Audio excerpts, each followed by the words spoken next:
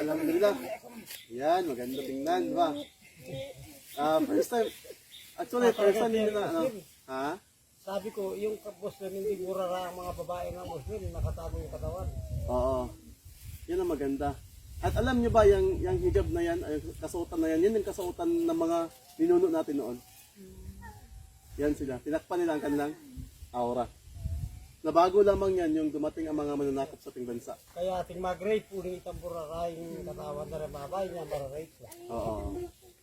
Pero sa Muslim, wala pang habalitang na rin. So, alhamdulillah.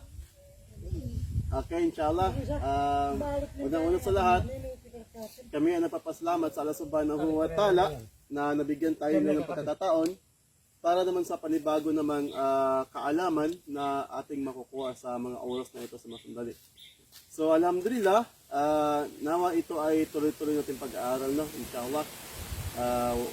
Yun bang kukunin natin ang mga bagating oras ninyo para mag-aaral tayo. Kasi sa Islam, simula nung tinanggap nyo ang Islam, nasa inyong puso talaga, doon na mag-umpisa yung tuloy-tuloy na pag-aaral. Okay ba sa inyo? Hindi ba kayo napilitan? Sige, inshallah. So yun, at least naman, ginawa kasi namin ito kasi ang Islam, napakalawak na ang kaalaman sa Islam bilang isang Muslim, bilang isang manampalataya sa Allah, napakalawak. Kaya ang pag-aaral nito ay mula sa ating kung kailan tayo nagbalik loob sa Ama hanggang sa Hindi sa sumulat kaya kayo. Okay. Okay pala yung mga Hindi sa sumulat. Ha? Yan dalawa. Yan. Sige. Isulat ang ninyo kung ano natin ngayon. Halimbawa, ito, isulat niyo ito. Sige. Pero huwag kaya kapakasulat. Hindi naman importante ka. Kaya kung diyan sa sumulat, at least pati kang aturok matangkay. Yan. Yan pala. So, kung yung makikita, Putang kayo, mabiyasa lang tayo ng anak kanyan.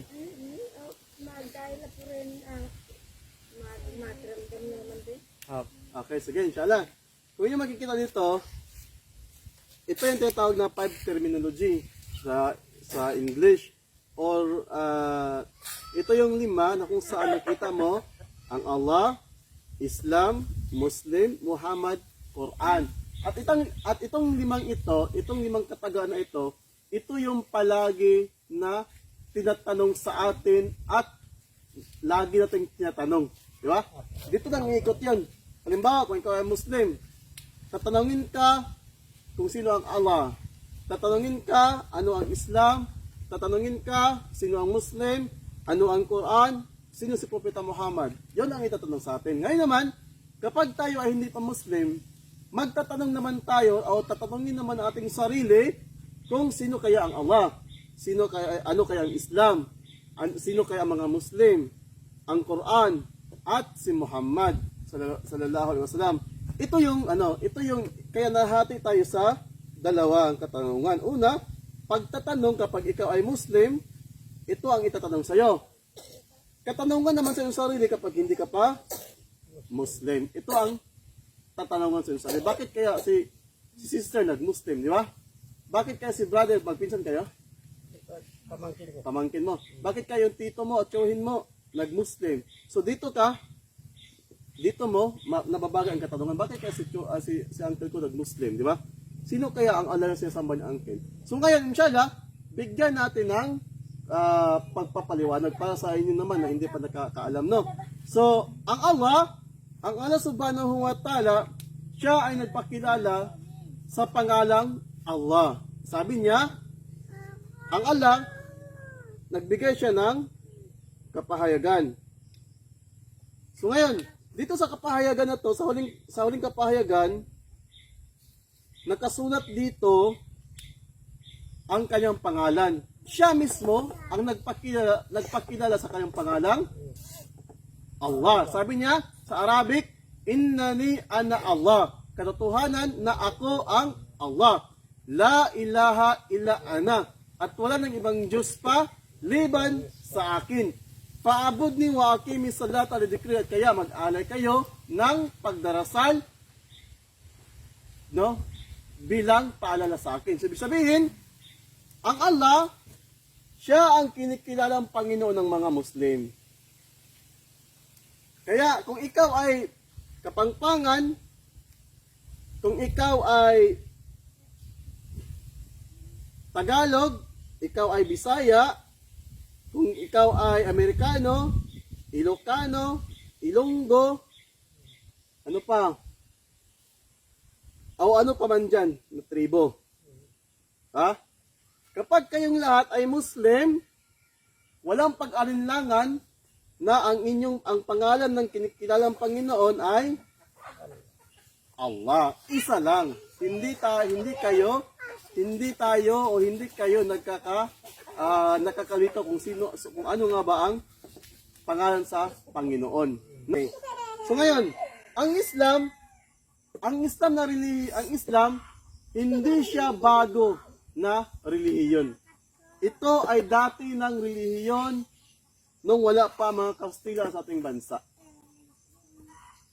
Subalit ang Islam ay bago sa ating pandinig ngayon. Kasi bakit? Lumaki tayo sa estado na ang nakapalibot sa ating paligid ay hindi mga Muslim. Tama hindi? Di ba? Kaya, kunti lang ang ating nalalaman sa Islam at saka sa Muslim. At ang Islam na relihiyon, ito yung kumplitong panununtunan ng ating pamumuhay dito sa mundo. Upang tayo, ang lahat ng mga ginagawa ating kabutihan, ito ay katanggap-tanggap ng Allah subhanahu wa ta'ala at siyang dahilan na tayo ay magtagumpay pagdating sa kabilang buhay. Dito, lahat ng gawain ng Muslim o ng tao sa mundo ay napapaloob dito sa Islam. Lahat ng katuruan, pagpapalaki ng iyong pamilya, mga anak, pagmamahal sa iyong asawa, paghahanap buhay, no? Ano pa? Lahat napapaloob sa Islam. At ang bawat kabutihan na iyong nagagawa dito, na iyong nasusunod sa katuruan ng Islam, mayroon kang gantimpala na makuha mo sa Allah. Ngayon, saan makukuha ang gantimpala? Doon sa kabilang buhay. Ito yung totoo, nag-invest tayo. Nag-invest tayo o namuhunan tayo ng kabutihan dito sa mundo upang doon natin aanihin pagdating sa kabilang buhay. Ang lahat ng ating nakikita ko sa mundo, ito ay panandaliang kaligayahan lamang. Panandalian lang ito. Hindi ito magtatagal sa atin. Ang pira, dahan-dahang mauubos. Tama hindi? Ang bahay, dahan-dahang masisira. Tama hindi? Ang sasakyan, ang motor, dahan-dahang maluluma at masisira. Tama? Ang mga anak natin, dahan-dahang lalayo. Tama hindi? So ang lahat pala ng iyan, panandali ang kaligayahan lamang sa ating mga mata. Ngayon, ano ba ang mananatili sa atin? Itong katuruan ng Islam na gusto ng Allah para sa atin. Kaya habang nabubuhay pa ang tao sa mundo, binigyan tayo ng Allah ng laya na saliksikan ng Islam. At sa kabilang buhay, ay hindi na ito itatanong sa kabilang buhay, hindi tayo mahirapan pa doon sa kabilang buhay. Kasi bawat isa sa atin, itatanong sa atin sa libingan kung ano ang iyong relihiyon. Tatanungin tayo sa libingan kung sino ang iyong Panginoon. Tatanungin tayo sa libingan kung ano ang iyong binabasang aklat, sinusunod na aklat. Tatanungin tayo sa libingan kung sino ang iyong propeta. Okay? Kaya ang Islam, ito ang relihiyon na gusto ng Allah. Pamamaraan,